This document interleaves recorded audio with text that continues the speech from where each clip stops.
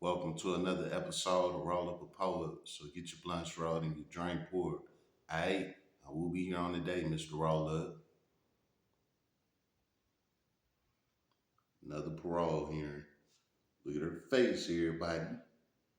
She knows she could. How about that? Let's look at this caption real quick. I know y'all ain't gonna see the whole thing, but let me tell you what it say. It say, this mother locked her children in cages and assaulted them. So y'all know how that's about to go. Let's get it. Ms. Chapman, if you would please give us your full name and DOC number. Jennifer Lynn Chapman, 9768466.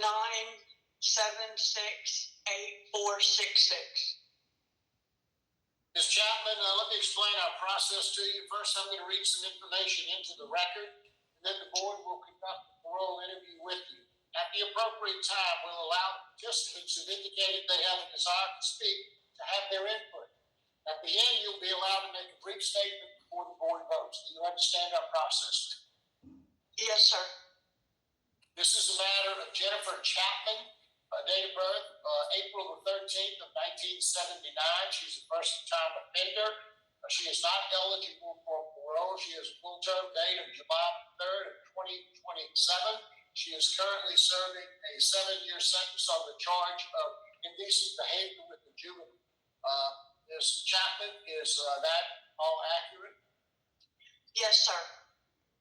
Ms. Chapman? So she only got 7 years for the crime that she committed. But like I told y'all before, that's just what the judge said. That don't got nothing to do with the board. The judge can give her 7 years. The board can give her 17. How about that? We do have one speaker. That's Ms. Ruth Chapman Gilman, and she wishes to speak today. Your case has been assigned to Mr. Pete Freeman. Mr. Freeman will begin our interview process. Would you please answer any questions he might have? Yes, sir. Thank you. Sorry. Good morning, Ms. Chapman. How old are you? I'm 43. How long have you served on this sentence? 2 years and 3 months. Okay. What's your educational level? 11th grade. Again, I don't understand why they see the parole board so early. She still got like another 5 years left. So I don't know. I guess this is that down south shit. How about that? Okay. Have you tried to get your GED since you've been incarcerated? I've requested for it, and I'm still waiting for that. I sent the No GED? Through. Your ass flop. How about that? paperwork for y'all. Okay. Okay. Tell me what was going on, and tell me the truth. What were you and your husband doing to your daughter? My husband was touching my daughter inappropriately. I was in a ring. Really? So you letting your husband mess with your daughter and you don't say or do shit about it? Okay. While this was going on, and I didn't try to keep it from happening or try to stop this situation from happening, and I should have.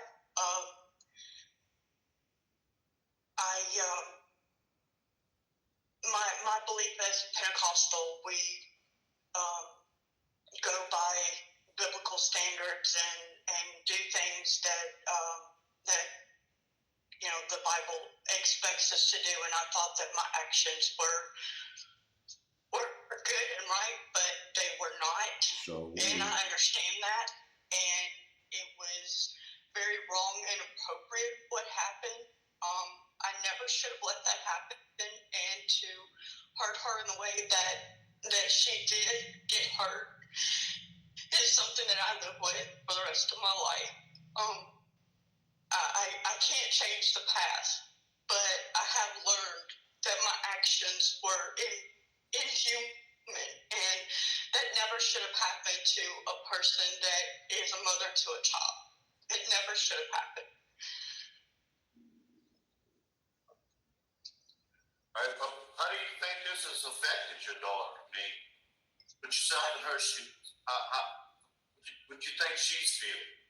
I feel like that she is deeply hurt that several things caused this trigger to happen, that it affects her in so many ways that is hard for anyone else to continue on, not just living, but in their day-to-day life doing different things. It can cause so much hurt and just tearing their life apart. You can one minute be doing one thing, and then the next minute the memory just pops up of something horrible that happens to you, and it's not right. It's indecent. It's not something that she should have ever endured at all. Do you have any contact with your other children? I talk with my son by mail. I haven't received any response, but it's court ordered for Elijah for me to be able to talk with him through letter. But that's it. I don't have any other contact with anyone else except the court ordered.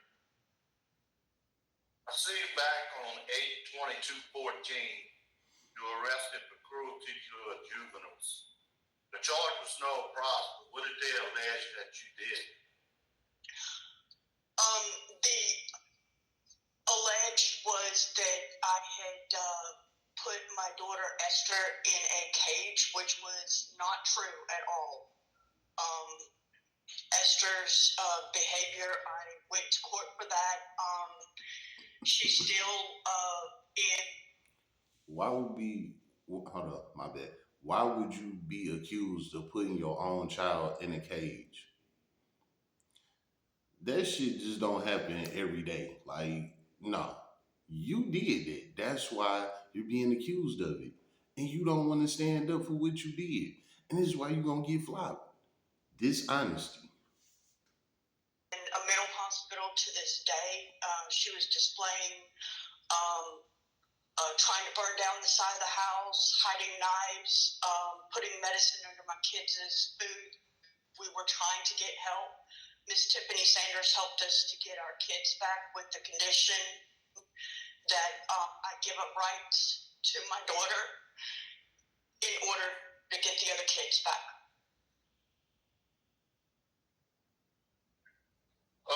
It says you started sex offender treatment. What stage are you in? Second. I've been there in the class for a month. I'm in phase 1. Phase 1. Okay. What have you learned so far during this treatment? Nothing. I've learned that my actions were not appropriate, that they should never have been done, that See, look, this is where the parole board trick you at. They ask you, what have you learned? And these people say the same thing. I learned that what I did was wrong, and that's where you wrong at. You not supposed to learn that what you did is wrong. You are supposed to learn basically that whatever it is that you was into, you have to take accountability for what you did. Not learning it, you got to take accountability for it. That's what they want to hear. They want to hear you taking the accountability for what you did. Not know, oh, I learned that what I did was wrong. Hold on. Give me a second. I told y'all her phone a little slow. Hold up. Give me a second. All right.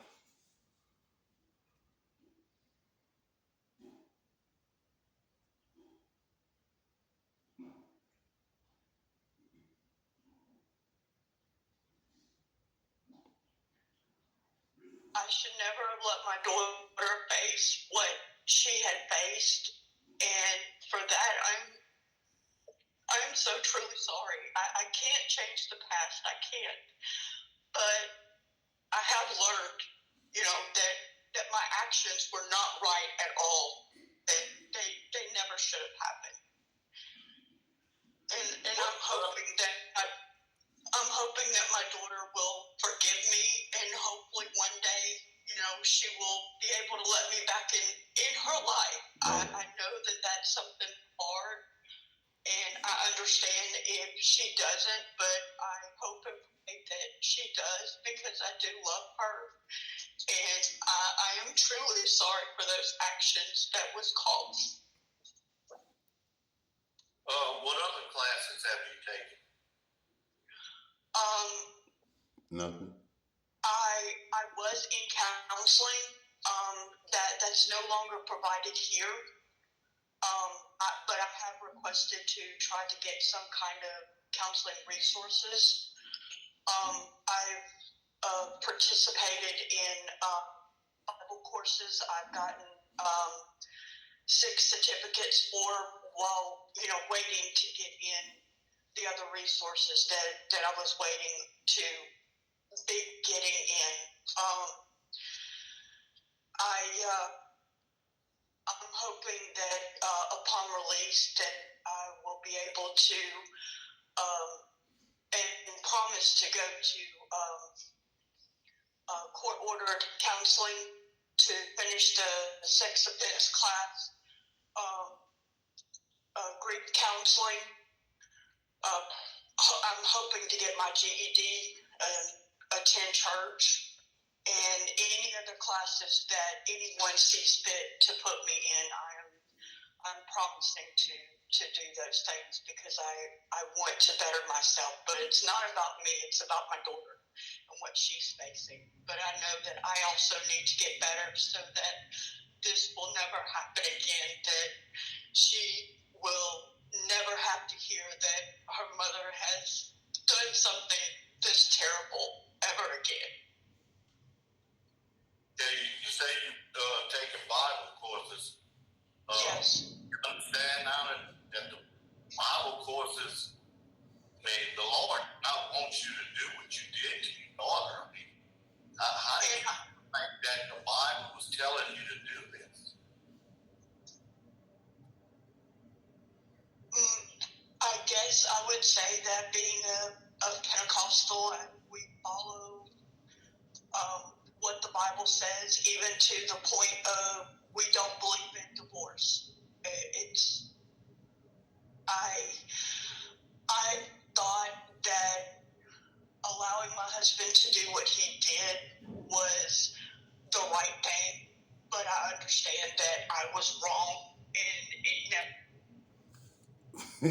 What made you think that letting your husband touch on your daughter was the right thing? See, this is what I be talking about. The parole board play trick questions with you to get the run of your mouth. You get the run of your mouth too much, now you get the line. And that's when they smoke you. The parole board is strictly trick questions. That's why I say, just come on there and be honest. You know what I'm saying? Should have happened ever. My daughter should have never faced what she faced, and I don't agree with what I did at all, and I understand that now. Me speaking with other people and understanding that my actions were inhuman and not right is something that I have now learned, and I understand that, and I do not want to repeat that ever again, because I do. You just want to get out of prison. Fuck out of here. Understand that it was wrong, and I should have stopped that, because I know for myself, being 9.5, I was assaulted by my. Here we go again, man. Here we go with the trauma dumping. It happened to me, so I thought it was okay to do it to somebody else that don't cut it. This shit didn't happen to millions and millions of people all across the world. You have to heal yourself. foster dad. And that isn't something that you get over at all. It stays with you. And I never should have put my daughter through those kinds of actions. Exactly. You the one that gotta break that type of curse. You know what I'm saying? So how you gonna try and blame what happened to you to being cool with doing it to y'all? But now you sitting up here on with the parole board telling them, oh, I shouldn't have did that. Nah, you shouldn't have been doing this time that you're doing, but you here doing it. How about that? You know, the Bible also tells us not to lie. Why did you deny this when you first? What I told you about lying, I told you. Here we go. Smoke. Met with detectives, and it was only your husband that admitted it was gone. I wasn't well when I first came in to jail. You wasn't well.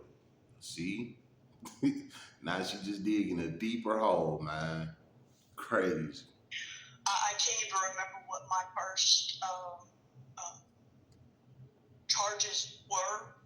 I know that it doesn't matter, but I did lose my baby while in jail. I had to have a blood transfusion, so I wasn't right in the head.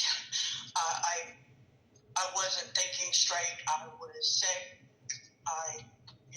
There's no excuse for that, but I'm just letting you know that there was, a particular reason. I did have to have a blood transfusion, and I did lose my baby in jail.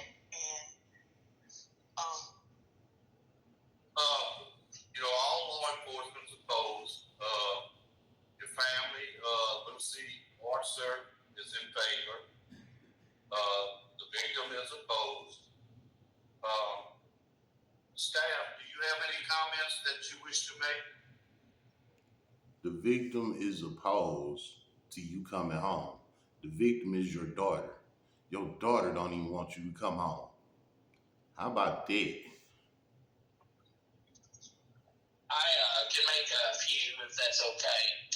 Yes, sir. Absolutely. Thank you. What I can say is that Ms. Chapman has taken the course seriously. And as you can see, she is very remorseful. And no, she's not. She is very open about the offense in the class, which sometimes some of the participants who come in, they're very closed off and will not, come clean with what happened. While I understand, of course, she did, lie to law enforcement. She won't even come clean with the parole board. The fuck is you talking about? She sliding you up on the side or something to get it, a good word in or something? What type of time you on? How about that? The time, prior to arrest and whatnot. She, at least so far, she's taking it very seriously. You know what? She don't got no teeth. So she probably is sliding them up something dangerous. You know what I'm saying? How about that? And I do suspect that she will continue to do that throughout the, remainder of the course. The other thing I wanted to say is, as far as the counseling goes, with the counseling, the issue is we have a couple of clinicians, but the one that she was seeing, she's had some challenges coming here, but we do plan on providing that and resuming that, just so you know. Because I know with her, some of the issues, I know there's been discussion about biblical context and things of this nature, and really what the issue is a lot of it is the power dynamics between her and her husband. And, as you all probably know, the Pentecostal culture is very big on, the hierarchy and making sure that, wives do essentially that they're submissive in many respects. And I think that maybe in this case, of course, it was extreme. And, I do think that affected her judgment to some extent. I'm not trying to make excuses by any means, but that is something that we will process in the counseling and the therapeutic process to empower. Boy, please, you've been making excuses for her ever since you started talking. Get the fuck out of here. Her to, say no when something's wrong, regardless of what's going on in the room, and stand up and do the right thing. And that's all that I can throw in there. Jeff has a question. Thank you very much. I had just one. Ms. Chapman, you mentioned first. Was Ruth your oldest child? No, my son Michael. I believe y'all received a letter from him. He's my oldest, and then Ruth is second to oldest. Where does Elijah? I have 8 living kids. Where does Elijah come in? The one that you communicate with? He's at the Lighthouse Ranch for Boys. No, I mean, is he after Ruth? No, I'm sorry. It's Michael, then Ruth, Esther, Samuel, Nathan, then Elijah. So he's 5th. Like I said, I have 8 living kids, 4 deceased. You mentioned something to Mr. Freeman, and I'd just like you to expand on. Damn, so you done had a total of 12 kids? Shit. He was speaking to you about what impact you think, or what effect this all had on Ruth. And you said this, you said several things caused this trigger to happen. Would you expand on that statement? What do you mean by that? I just mean that, like, you can, be doing something, whether it's, sitting down somewhere or reading a book or whatever, and a noise or someone saying something can cause that memory to come back, and it's like a bad, memory that causes you to have anxiety attacks and to get stressed because of what has happened in your life. Thank you. That's all I have. Thank you very much. Let's hear now from Ms. Ruth Chapman Hillman. Ms. Hillman, are you on? Yes, I am. Here go the smoke. I am guessing this is the daughter right here. Whoever she is, she about to smoke her. She already smoked any damn way, but she about to put the icing on the cake. How about that? Good morning, ma'am. Would you please introduce yourself and let us know what you'd like the board to know? Matter of fact, she about to put the fire to the blunt. How about that? Yes, so my name is Ruth Hillman, maiden name Ruth Chapman. So Jennifer is showing a lot. Look at that look. Look at that look on her face. Of remorse, and they spoke about how open she was, but they have not talked, but she has not mentioned once that she had encouraged those events to happen. She only talked about how she feels remorse for not standing up for it. Whenever all of the brainwashing was first presented to me, I was told that I had an option to do it. I said no, and Jennifer coerced me and made me change my mind, telling me that I should do it because it was God's calling for me.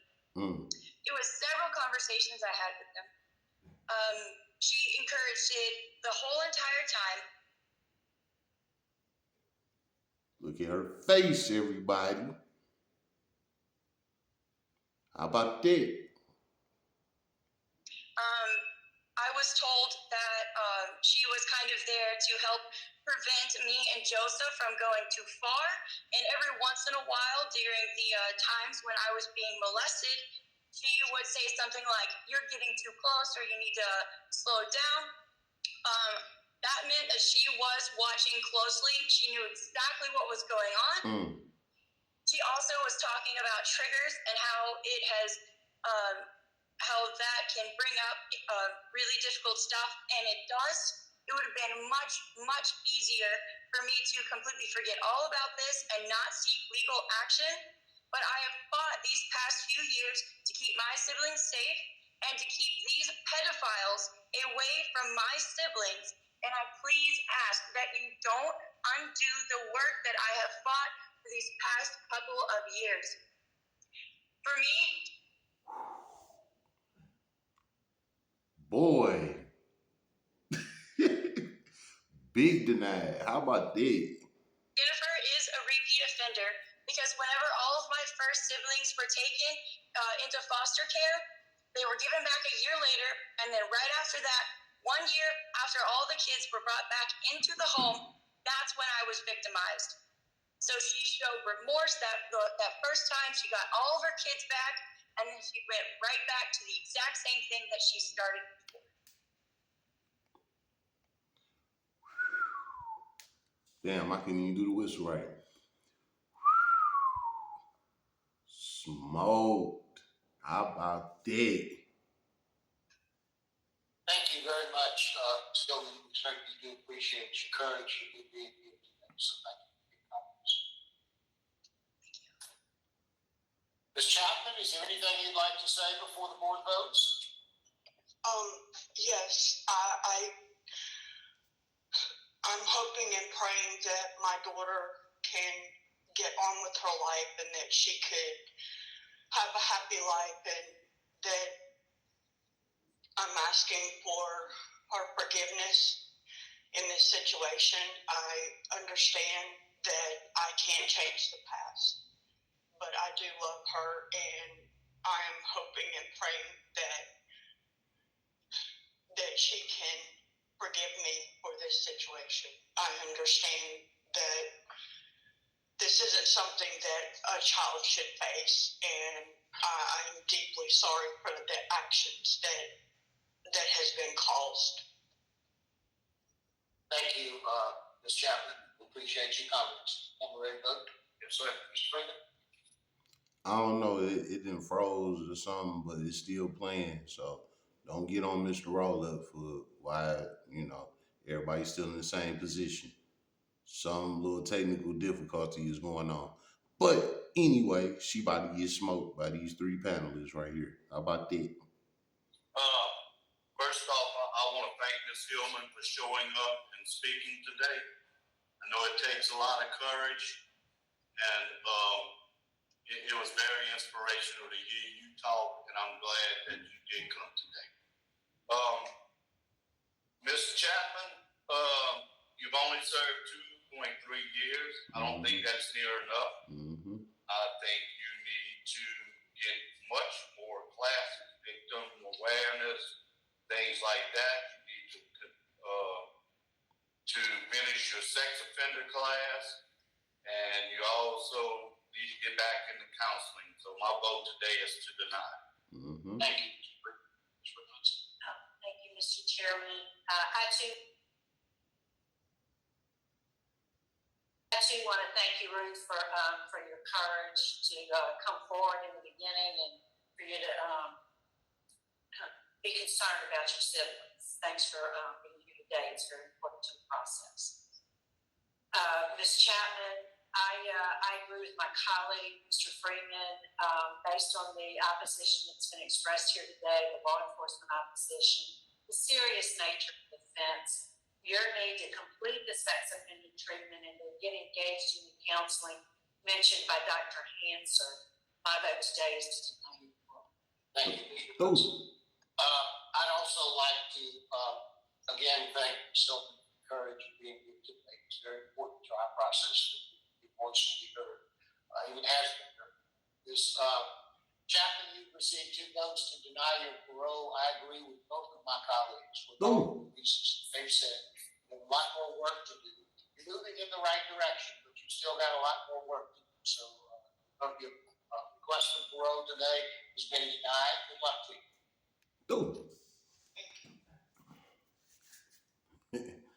There you have it. How about that? I keep telling y'all, the parole board is looking for honesty. When you come up there lying and blaming everybody else and You know, when they ask you what you learn, it's a trick question. The only thing you should be telling them is, hey, you know, I know what I did was wrong. Because honestly, in prison with them classes, you don't learn shit from that. Like, I mean, basically, it just like teach you how to mature from the situation. But it's nothing to learn from it. The learning is that what you did was wrong, and you know that off the rip before you even do what you do. You know what I'm saying? So what they looking for is you admitting to what you did, you being real with it. Like, hey, yeah, I know what I did was wrong. Hey, you know, I did what I did. This is how it happened. This is why I did it. You know, I understand whatever decision y'all got for me, but I fucked up. I made a bad decision. That's what they looking for. But as y'all can see, these damn parolees, or whatever the fuck you want to call inmates going to see the parole board, they can't do that. They figure if they try and, you know, throw out this little sympathy cry, that's what's gonna get them a parole. But that's not what the board want to hear. The board don't care about you and your situation. They have cases all day long like this. So they don't care about you in particular. They want to know what it is that you have succumbed to at this point in your life. Meaning, are you going to stand up and be honest about what you did? You know what I'm saying? And a lot of people can't do it. That's smoke number one.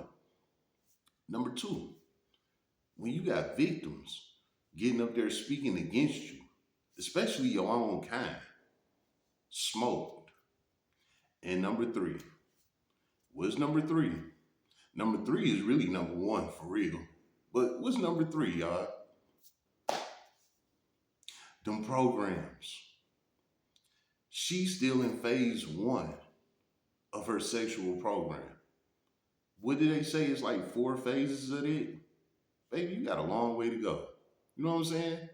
So at the end of the day, maybe around the time when she hit year 7, they'll probably give her a parole and let her out. You know what I'm saying?